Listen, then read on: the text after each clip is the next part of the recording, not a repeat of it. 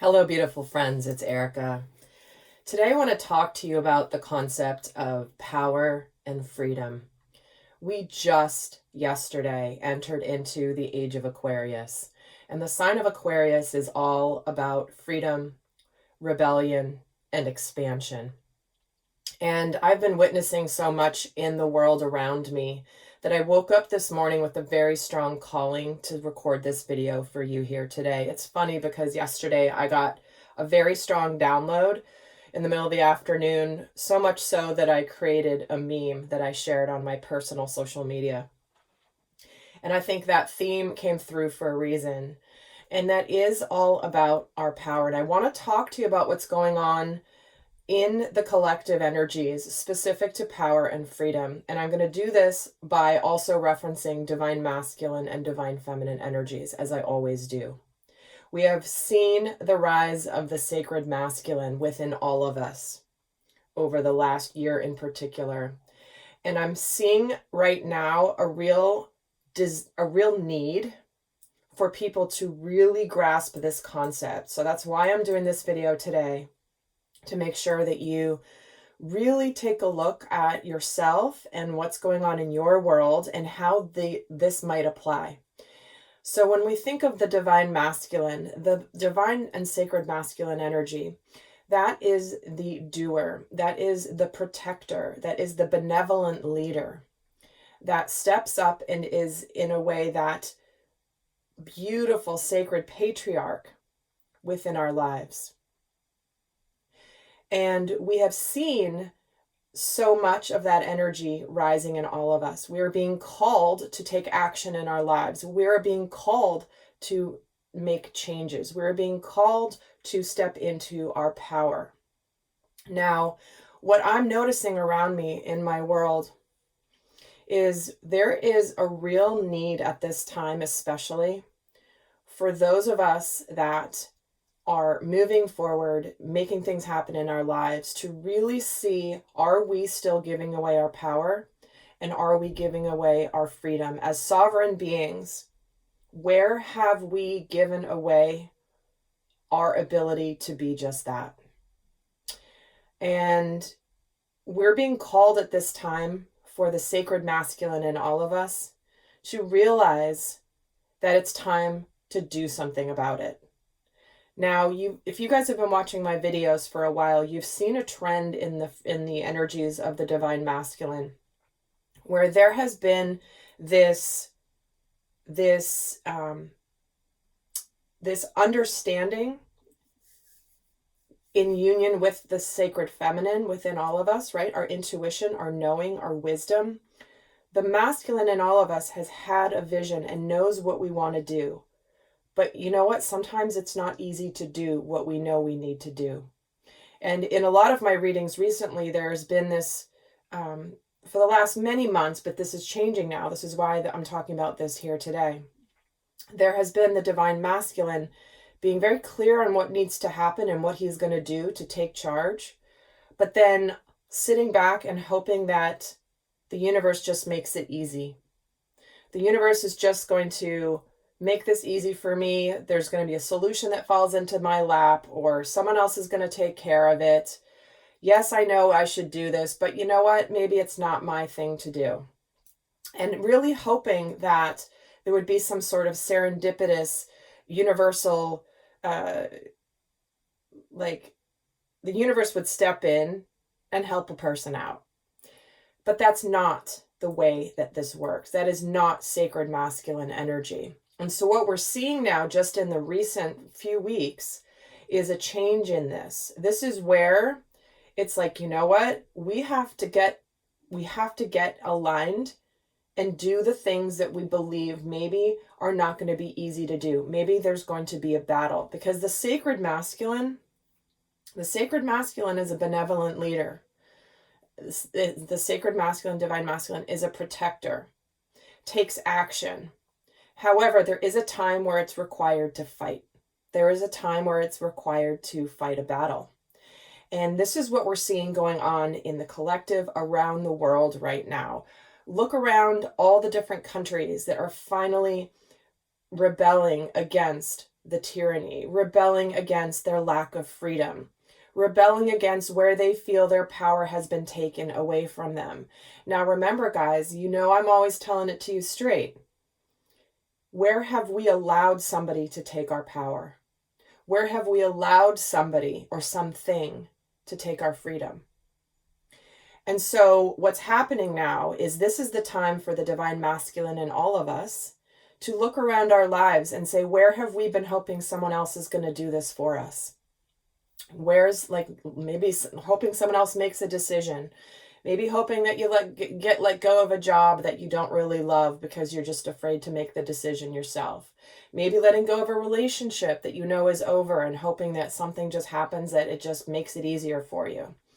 When the sacred masculine goes to battle, there's times it has to happen. And a lot of people have been avoiding that until now. So and living also from the distorted feminine energy. The distortion of the feminine energy, which is part of the last remnants of removing the distortion from the feminine.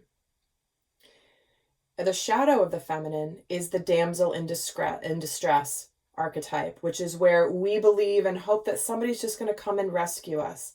Somebody's going to come save the day. And that is the distortion, that last piece of distortion in the feminine that was supporting that last distortion in the masculine, which is, I know what I need to do, but I don't really want to be the brave warrior today. So I'm just going to, maybe I'll wait. Maybe I'll do it tomorrow, or maybe I'll do it next week. Right now I'm kind of busy, or I'm kind of tired. I don't really feel like doing anything. That's not that's not going to get us anywhere. And so it's interesting because I'm seeing it all in the world all around me. I'll give an example. There's a group of parents in our school district that are battling a big battle to get our children back to school. You know, it's been almost a year that they've been in distance learning. Many children are suffering. I know you guys have heard me talk about that. And I'm in this group online where this is the whole reason this group exists, is how do we get this? How do we fight the system? How do we do this? But what I keep seeing in everybody, almost everybody in this group, is I really hope that the school board does the right thing. I really hope that somebody else makes the decision. I hope that the superintendent does this. And it's like, and I'm reading these comments and I'm going, what are you doing? Like, are you just waiting for someone else to help take care of it? Are you giving your power and your freedom away in the hopes that somebody's going to come make it easier for you? Or are you going to take back your freedom and your power? Now, there are many, many topics in my life that I feel a very strong calling for, and this is just one of them. But I keep seeing these comments from these parents, like, where they're just saying, like, I really hope that somebody else does this, or I hope the school does this, or I hope the principals do this. I hope, whatever. And we're being called to have our power from within. Taking our power from within ourselves, finding the power from within ourselves. I know the other day when they canceled the sports seasons. Everyone's like, oh, this is so terrible. Our kids are already suffering, and this is going to be, we were so excited for sports to start. And I agree with them, by the way. However, I put out a post that was like, guys, we're not going to let the school district tell us whether our children are going to be able to socialize and play sports right now or not. Who wants to come and organize? I will agree to meet 2 times a week for students who want to play whatever sport, and hope some other parents will come help. Let's get them playing these sports in ways it's maybe not ideal, but at least it's something. Why are we giving our power to the decisions of others to allow our children to do something that they're dying to do, that they're excited to do? Yes, it's not going to be exactly the way that they had hoped, but it's still something. And it was amazing. It was like crickets. I couldn't believe it. I thought like there would be all these people that would be like, yeah, let's do it. And I'm seeing this everywhere. So again, we are being called to be in our power. We're being called to take back any power that we've allowed somebody to take from us, or any freedom that we've allowed somebody that we have given away. And we're seeing it all over the world We are getting into action, and it is the union of the masculine and feminine within all of us, that when there is union in mission to make change, to do what we think is right, to no longer feel powerless, guys, that combination is completely unstoppable. So take a look around your life and really be honest with yourself. Take stock of where have you allowed either power to be given away or freedom to be given away. Because this freedom, if you've given away your freedoms, nobody's going to hand it to you. Nobody's just going to say, okay, now guess what, guys? Now suddenly you get to be free again. No, it's not how it works. You have to take back your freedom. Think of what happened in 1775 in the United States of America. That is when the people rose up to claim their freedom and to fight for it. And a lot of people lost their lives for this. And I'm not suggesting we go into physical battle by any means. However, it is that spirit that I'm talking about here that will allow people to do the brave thing in their lives, whatever that is. So guys, you've got this, we've got this, and together, the more of us that collectively embody this energy across the world, the more that this is going to have an impact. So I hope that this has reminded you of some things that I know you probably already know, but I hope that you found this supportive and helpful. And I know for me, it's a little bit of a kick in my pants too, to like see where I've given away my power, because we've all done it.